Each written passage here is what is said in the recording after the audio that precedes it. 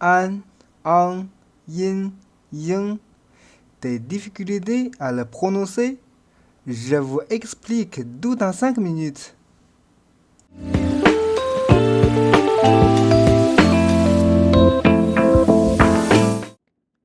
Bienvenue à tous dans ce nouvel épisode. Aujourd'hui, nous allons découvrir la mélodie unique du chinois en nous attendant à un élément fondamental, les finales nasales, 鼻韵母. Leur particularité, elles se concluent par une résonance nasale marquée.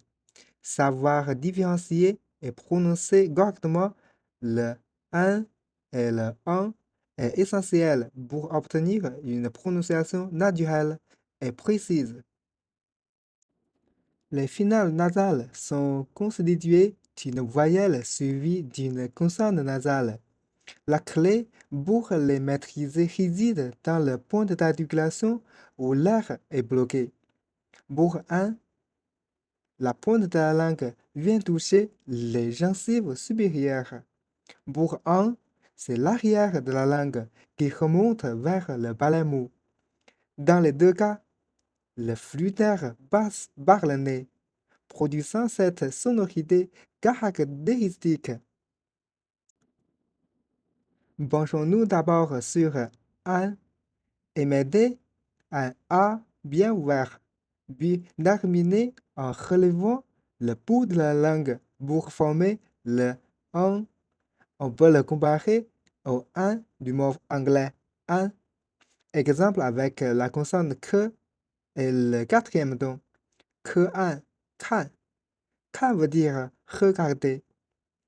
Passons à un, débuter avec un A profond et ouvert, puis élever l'arrière de la langue pour produire le un. Ce son se rapproche du un dans le terme français encre.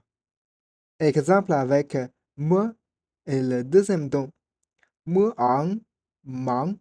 Man signifie occupé. Poursuivons avec yin. Partez d'un i pur et net, puis soulevez la pointe de la langue pour former le un. Il est similaire au yin de l'expression anglaise come in. Exemple avec i au premier ton. Yin. Yin veut dire son. Attaquons maintenant yin. Commencez avec le même i que pour yin, mais élevez le taux de la langue pour obtenir le un. Il ressemble au yin du mot anglais sing. Exemple avec i au premier ton. Yin. Yin signifie en anglais vous héroïque. Abordons un. La pointe de départ est un e central et neutre. Enchaînez en relevant la pointe de la langue pour former le un. On peut le rapprocher du un d'anglais train. Exemple avec me au deuxième ton. Me un, men. Men signifie porte. Enfin, attelons-nous à un. C'est souvent le plus délicat. Commencez par émettre clairement le son E, puis, tout en gardant la même position des lèvres. Levez le dos de la langue vers le palais mou pour ajouter la consonne nasale un.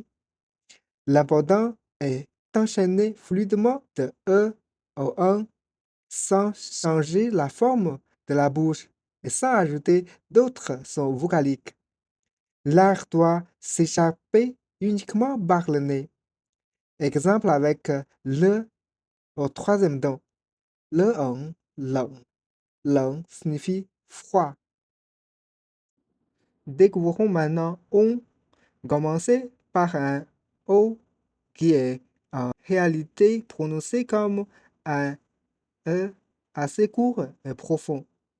Puis élevez immédiatement l'arrière de la langue vers le palais mou pour former le on. La transition doit être rapide et fluide. Ce son est similaire au on dans les mots français longue. Exemple avec zhi au premier temps, zhong, zhong. Zhong signifie milieu ou centre. La différence principale ne tient pas à la voyelle, mais au point d'articulation de la consonne nasale. Un intérieur versus un postérieur. Pour bien créer cette distinction, répétons cette série contrastée. Concentrez-vous sur le mouvement de la langue. An, ang, yin, yung, en, on. Bravo. Maintenant, c'est à vous. Entraînez-vous avec ces paires minimales. Que an, kan, que an, kan. Yin, yung. Me en, men. Me en, meng. Si on, cong. Si en, ceng. Félicitations. Maîtriser les finales nasales, y compris le délicat on, est une étape clé pour gagner en naturel et en précision. Soyez attentifs au positionnement de votre langue. Avec de l'entraînement, ces sons deviendront intuitifs. Si vous avez aimé cette vidéo, n'hésitez pas à lâcher un petit like, à me dire ce que vous en pensez dans les commentaires et à vous abonner pour ne rater aucune future leçon. Si vous avez des questions sur le chinois, n'hésitez pas à m'envoyer un mail à chinoisavecalex@gmail.com. Merci beaucoup et à très bientôt pour la prochaine leçon.